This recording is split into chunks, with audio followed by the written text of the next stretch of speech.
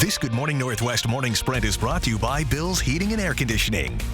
It is now 6:53, time to get you ready to take on your midweek Wednesday in the morning sprint. Mark telling us about some sun and some showers today. But first, the drive is about to get a whole lot smoother for people in Spokane Valley. Let's get you over to Destiny Richards, live at the newly opened Barker Road Bridge.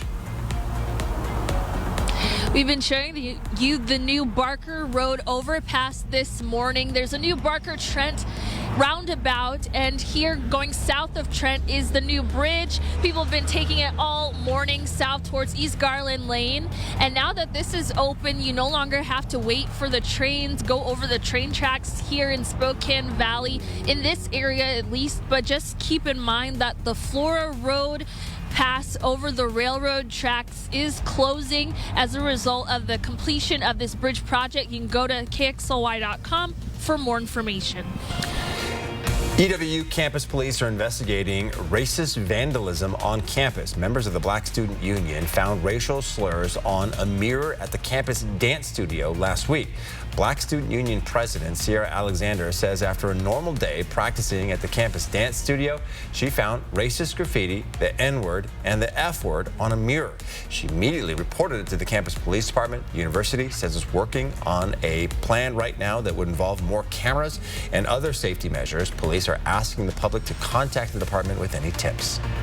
A man threatening to kill several people is what caused the Stevens County Sheriff's Office to tell some families to stay in their home Monday night. It happened off of Highway 291 near Long Lake. The Sheriff's Office says 57-year-old Jimmy Brewer went to a neighbor's house, picked a fight, and that is when Brewer fired multiple shots into the ground and later pointed the gun at his neighbor, threatening to kill him. The Sheriff's Office also says he threatened to kill any witnesses if they called police. Brewer eventually returned home. Spokane County SWAT managed to take him into custody. He now faces multiple charges, including assault. The Liberty Lake City Council decided to table a vote on an ordinance that would give them the power to decide what books are allowed on the shelves at local libraries. Right now, a 5-person board oversees changes at the library, but the ordinance would give the city council power to override that board's decision if there is enough community backlash. Let's take a check of your First Alert weather, and the First Alert weather app over the next several days will pay off because it's changing. High today is going to be 51 degrees.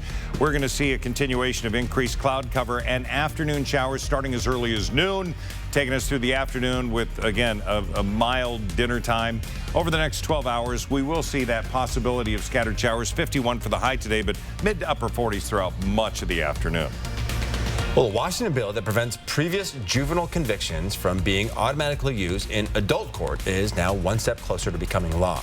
If the bill is signed into law, it would prevent adult sentences from being automatically longer because of a crime a person committed as a child.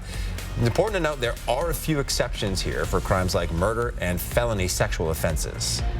Fox News will pay Dominion Voting Systems more than $787 million over statements made on air about the company and the 2020 presidential election results.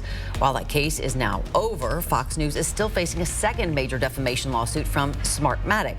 Smartmatic says Dominion's lawsuit exposed some of the misconduct and damage caused by Fox's disinformation campaign, and Smartmatic will expose the rest. That company is suing for $2.7 billion. Starbucks in Northwest Spokane could be the first to unionize in our city. They would become part of the Starbucks Workers United that already represents 300 stores across the country. Workers say they want their voices heard about getting more hours and better working conditions. There are about 21 baristas who work at the Starbucks in Northwest Spokane, and we're told they're all unified behind this decision. They wrote a letter to the CEO of Starbucks addressing their main concerns that range from better working conditions and lack of accommodations to partner unity. The petition is now in the hands of the National Labor Relations Board.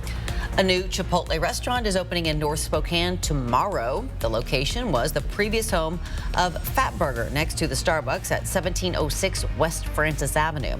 The restaurant will feature a Chipotle lane, which is a drive-through pickup lane where customers can pick up mobile orders. This is only the second Chipotle lane in Spokane. The Chipotle's hours are 10:45 in the morning to 10 o'clock at night every day. A little winery in South Spokane just gained a big honor. Winescape was just named Washington's Winery to Watch by Great Northwest Wine. Winescape was started in 2017 on a rural farmstead off of 31st and Glenrose. Dr. Phil Butterfield, a water quality scientist and professor in his previous career, is now the winemaker and operates that winery with his wife, Dr. Pat Butterfield. You can read more about the Wineries Award right now on KXLY.com. We'll check weather next.